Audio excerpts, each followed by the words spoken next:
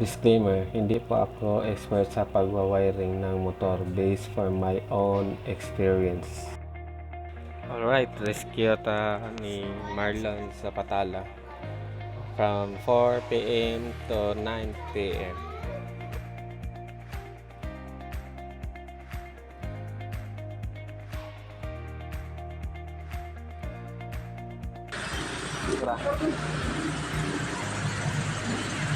Tungod sa kadagang load, kanya na power up line, kani nga regulator di kay kadaog. Kunang gilisan og GY6 nga pang full wave.